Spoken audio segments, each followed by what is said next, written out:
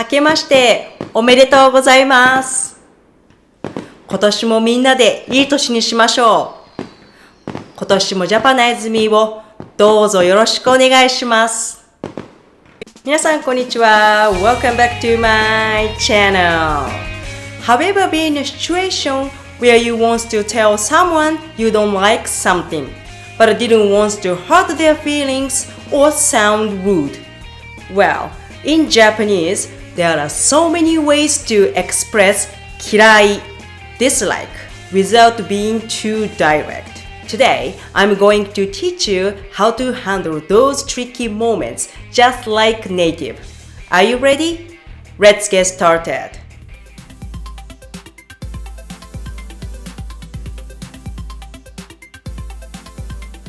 ちょっと苦手 This phrase means I'm not very good at it, but it's often used to politely say you dislike something or someone in a soft and gentle way. コーヒー飲む？大丈夫。コーヒーちょっと苦手なんだ。コーヒーちょっと苦手なんだ。コーヒーちょっと苦手なんだ。あの人ちょっと苦手です。あの人ちょっと苦手です。あの人ちょっと苦手です。ちょっと苦手。ちょっと苦手。あんまり好きじゃない。This means I'm not a big fan of. The word あんまり softens the negativity, so it doesn't sound harsh. ホラー映画好き？怖いのあんまり好きじゃないんだ。怖いのあんまり好きじゃないんだ。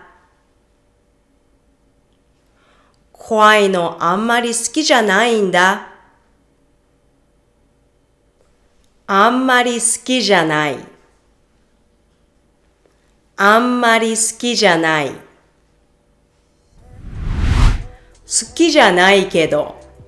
This phrase means I don't particularly like it, but blah blah.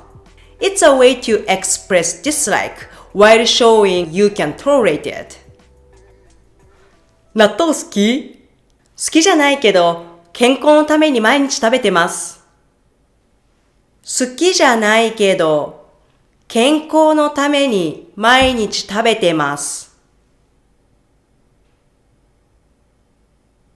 好きじゃないけど、健康のために毎日食べてます。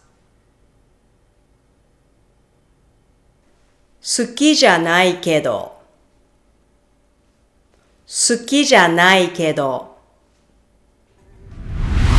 嫌いじゃないけど。This phrase means it's not that I don't like it, but it's slightly more direct and used when you want to say you don't dislike something, but it's not really your thing. この曲すごく好きなんだけど、ヒップホップ聞く？嫌いじゃないけど、あんまり聞かないかな。嫌いじゃないけど、あんまり聞かないかな。嫌いじゃないけど、あんまり聞かないかな。嫌いじゃないけど。嫌いじゃないけど。ちょっと微妙。This means it wasn't that great, or not really. The word 微妙 literally means iffy, but it's often used to describe something that isn't great. あそこのラーメン屋さん、美味しかった？ちょっと微妙だった。ちょっと微妙だった。ちょっと微妙だった。ちょっと微妙。ちょっと微妙。blah blah はちょっと。This is an advanced and very Japanese way to express hesitation and dislike, which means It's a little bit. You don't even need to finish the sentence. For example, you are shopping with a friend, and she suggests a dress you don't like. この服かわいい。きっと似合うよ。試してみたら？私にはちょっと。私にはちょっと。私にはちょっと。後でカラオケでもどう？カラオケはちょっと。カラオケはちょっと。カラオケはちょっと。ちょっと気が合わない。This is an indirect way to express that you don't like someone or don't get along with them. It means I don't quite vibe with them. ねえ、新人さんどんな感じだった？ちょっと気が合わないかも。ちょっと気が合わないかも。ちょっと気が合わないかも。ちょっと気が合わない。ちょっと気が合わない。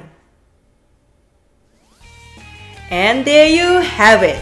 7 gentle and indirect ways to express dislike in Japanese like native speakers.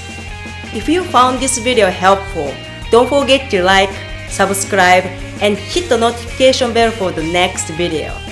I love to hear your thoughts.